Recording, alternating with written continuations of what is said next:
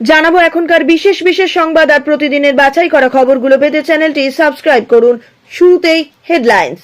৩৬ তলা আবাসনের নিচ থেকে উদ্ধার মহিলার রক্তাক্ত দেহ, আত্মহত্যা বলে অনুমান পুলিশের।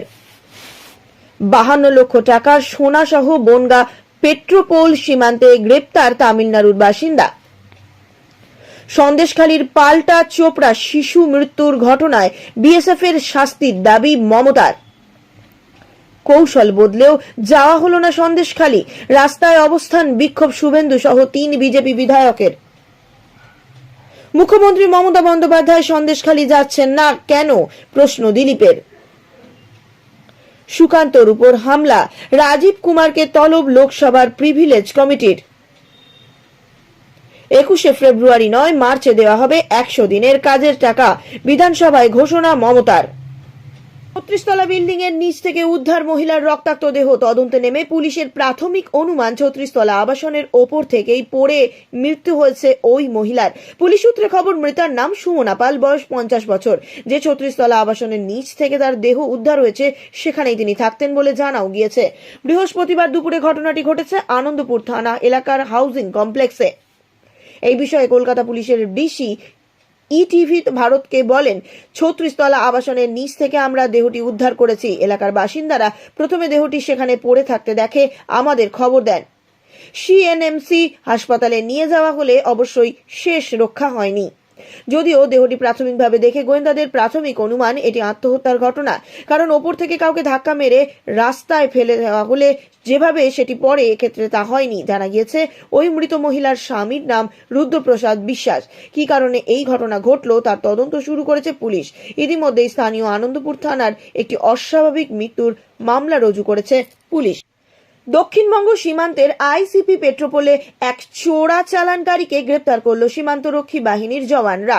ধৃত ব্যক্তির কাছ থেকে উদ্ধার হয়েছে প্রায় ৮৫০ গ্রাম ওজনের সোনা, যার বাজার মূল্য ৫২,১৭,৪৯৩ টাকা। জানা গিয়েছে ওই বিপুল টাকার সোনা বাংলাদেশ থেকে ভারতে পাচারের প্রচেষ্টা করা হচ্ছিল। গোপন সূত্রে খবর পেয়ে ১৪৫ ব্যাটালিয়নের বিএসএফ জওয়ানরা অভিযুক্তকে গ্রেপ্তার করেছে। ধৃত ব্যক্তির নাম আবু বকর হানিফা জিয়াউদ্দিন। তিনি তামিলনাড়ুর পুদুচেরির সামিপিল্লাইত্তমের বাসিন্দা। ধৃত চোরা কারবারির সঙ্গে বাজেয়াপ্ত সোনা শুল্ক বিভাগে হস্তান্তর করা হয়। বিএসএফ এর মুখপাত্র জানিয়েছেন, ১৪ ফেব্রুয়ারি রুটিন তল্লাশির সময় বিএসএফ জওয়ানরা আবু বকর হানিফা জিয়াউদ্দিন নামে এক যাত্রীর অস্বাভাবিক কার্যকলাপ লক্ষ্য করেন। তারপর তল্লাশির সময় আবু বকর হানিফা জিয়াউদ্দিনের কাছ থেকে ২টি সিলিন্ডার আকৃতির সোনার টুকরো উদ্ধার করা হয়। যদিও জিজ্ঞাসাবাদের সময় যে সোনার কোনো নথি দেখাতে পারেননি। এরপরই বিএসএফ জওয়ানরা ওই যাত্রীকে সোনা সহ আটক করে। সন্দেশখালী নিয়ে অস্বস্তির মধ্যে পাল্টা চোপড়ার ঘটনা নিয়ে কেন্দ্রীয় সরকারের ওপর চাপ বাড়ানোর কৌশল দিয়েছে তৃণমূল। চোপড়ায় বিএসএফ এর একটি নালা কাটার কাজ চলাকালীন ৪ শিশুর মৃত্যু হয় রবিবার। এই ঘটনায় রাজ্যপাল সিভি আনন্দ বোসের সঙ্গে দেখা করেছে তৃণমূলের প্রতিনিধি দল। একই সঙ্গে বিধানসভা বাজেট নিয়ে জবাবি ভাষণ পেশ করতে গিয়ে এই প্রসঙ্গে বিএসএফ এর শাস্তির দাবিতে সরব হলেন মুখ্যমন্ত্রী মমতা বন্দ্যোপাধ্যায়। এই প্রসঙ্গে মমতা বলেন, নিজেদের ব্যর্থতা ঢাকতে এজেন্সিকে ব্যবহার করা হচ্ছে। কোথাও বিএসএফ দিয়ে, কোথাও সিআরপিএফ দিয়ে এই ধরনের কাজ চালিয়ে যাওয়া হচ্ছে। আমি এই ঘটনার ধিক্কার জানাচ্ছি। বিএসএফ এর কাজ কি? সীমান্ত পাহারা দেওয়া। শিশুদের জীবনের কি কোনো দাম নেই? এই বিএসএফ এর আমি শাস্তি চাই। যাদের কারণে ৪টি শিশু মারা গেল, আমি পুলিশ প্রশাসনকে বলেছি কড়া ব্যবস্থা নিতে। কৌশল বদল করে বৃহস্পতিবার সন্দেশখালীতে ঢুকতে পারলেন না বিরোধী দলনেতা শুভেন্দু অধিকারী। তার আগেই বাসন্তী হাইওয়ে রামপুরে আটকে দেওয়া হয় শুভেন্দুর গাড়ি। এই নিয়ে পুলিশের সঙ্গে এক প্রস্ত বচসা ও তর্কাতর্কি চলে বিরোধী দলনেতার। তিনি উত্তর ২৪ পরগনার মিনাখার এসডিও আমিনুল ইসলামকে বোঝানোর চেষ্টা করেন যে তিনি নিয়ম মেনে তার সঙ্গে থাকা দলের ৩ বিধায়ককে নিয়েই গ্রামের ভেতরে যাবেন, কথা বলবেন গ্রামবাসীদের সঙ্গে। সেখানে কোনো গন্ডগোল করতে তিনি যাচ্ছেন না। কিন্তু তাতেও বরফ গলেনি। ওই পুলিশ আধিকারিক স্পষ্টত জানিয়ে দেন, ১৪৪ ধারা জারির মধ্যে শুভেন্দু সহ ৪ বিধায়ককে কোনো মতেই সন্দেশখালীর ভেতরে ঢুকতে দেওয়া যাবে না। এতেই আরো ক্ষিপ্ত হয়ে ওঠেন শুভেন্দু। প্রতিবাদ জানিয়ে তিনি বাসন্তী হাইওয়ের রাস্তাতেই বসে পড়েন। তার পথেই রাস্তাতে বসে পড়েন শুভেন্দুর সঙ্গে থাকা বিজেপির আরো অন্যান্য ৩ বিধায়ক। উল্লেখ্য, সন্দেশখালীর পরিস্থিতি খতিয়ে দেখতে বৃহস্পতিবার যে তিনি পরিষদীয় দলকে নিয়ে সেখানে যাবেন তা আগেই ঘোষণা করেছিলেন বিরোধী দলনেতা শুভেন্দু অধিকারী। তবে প্রথমে গোটা পরিষদীয় দলকে তার সন্দেশখালী যাওয়ার কথা জানালেও পরে সেই অবস্থান থেকে সরে এসে কৌশল বদল করেন বিরোধী দলনেতা। বুঝতে পারেন সব বিধায়ককে সঙ্গে নিয়ে গেলে আগের দিনের মতোই মাঝপথে তাকে আটকে দেওয়া হবে। মুখ্যমন্ত্রী মমতা বন্দ্যোপাধ্যায় কেন সন্দেশখালী যাচ্ছেন না, এমনই প্রশ্ন তুললেন বিজেপির প্রাক্তন সহ সভাপতি দিলীপ ঘোষ। তৃণমূলের দাপুটে নেতা শেখ শাহজাহান ফেরার। ইডি অভিযানের পর থেকে একের পর এক ঘটনায় উত্তপ্ত সন্দেশখালী তথা রাজ্য রাজনীতি। 5ই জানুয়ারি শেখ শাহজাহানের বাড়িতে তল্লাশি অভিযানে গিয়েছিল ইডি। সেদিন থেকে ফেরার শেখ শাহজাহান। কারোর অনুমান তিনি বাংলাদেশে পালিয়ে গিয়েছেন। এদিকে আড়াল থেকেই জামিনের আবেদনও করছেন তিনি। বিরোধী দলগুলি বারবার শেখ শাহজাহানকে নিয়ে প্রশ্ন তুলেছে, এমনকি পুলিশের বিরুদ্ধে নিষ্ক্রিয়তার অভিযোগও উঠেছে।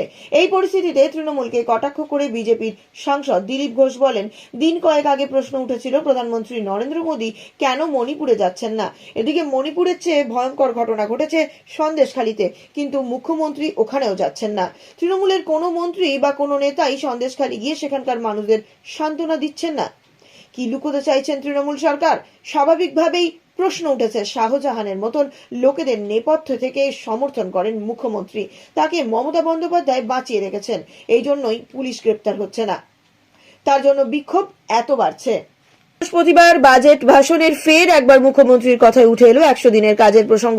21শে ফেব্রুয়ারি রাজ্যের 100 দিনের কাজের শ্রমিকদের টাকা রাজ্য সরকারই মিটিয়ে দেবে বলে জানিয়েছিলেন মুখ্যমন্ত্রী। কিন্তু এই দিন বাজেটের জবাবি ভাষণে বিধানসভায় দাঁড়িয়ে মমতা বন্দ্যোপাধ্যায় জানান, 21শে ফেব্রুয়ারির বদলে সেই টাকা দেওয়া হবে 1 মার্চ। এদিন তিনি বলেন, 100 দিনের কাজ করেছে 21 লক্ষ মানুষ, তাদের 21শে ফেব্রুয়ারি থেকে সেই টাকা দেব বলেছিলাম, কিন্তু সেটা আমরা 1 মার্চ থেকে দেব। সার্ভে করতে গিয়ে সংখ্যাটা বেড়ে গিয়েছে 24 লক্ষ। এদিন বিরোধীদের আক্রমণ করে মুখ্যমন্ত্রী বলেন, অনেকেরই আছেন যারা নিজেদের কাজ করেন না, কিন্তু একতরফা ভাষণ দিয়ে যান। মিথ্যা ভাষণ দিয়ে কনফিউজ করার জন্য, ভাওতা দেওয়ার জন্য নানান কথা বলে যান। তাদের উত্তর শোনার মানসিকতা নেই।